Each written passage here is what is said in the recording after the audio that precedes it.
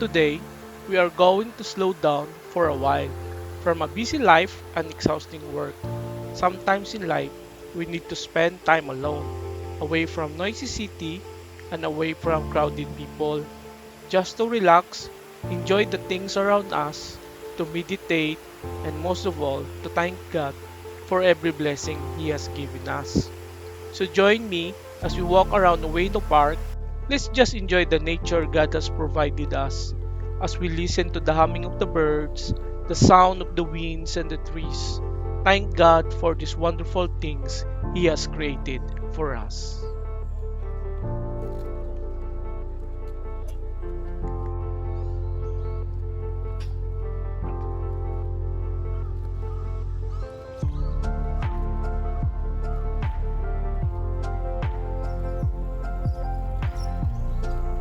There are going to be days when you are tired, depressed, broken, but these flowers will remind you that there is always hope. So be strong, never give up, take courage in life.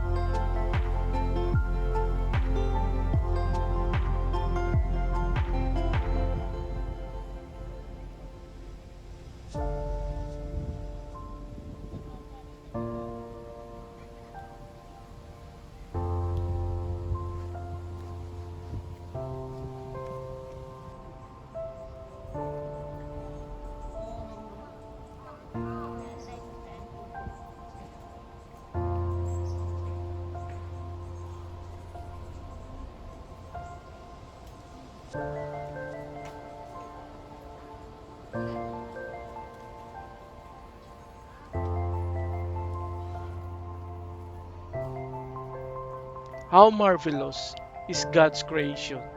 He created everything for us to enjoy. So appreciate the things that God has given us.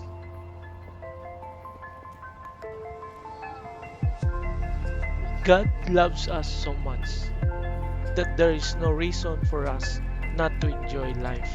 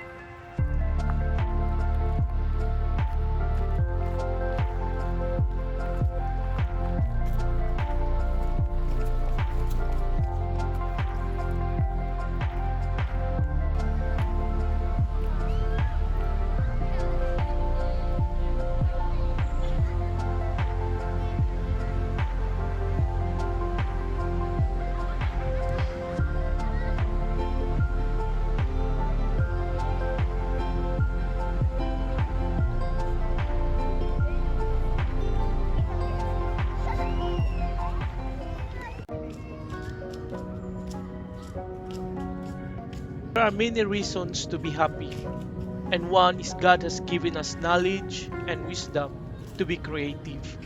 So let's use what God has given us and live life to the fullest.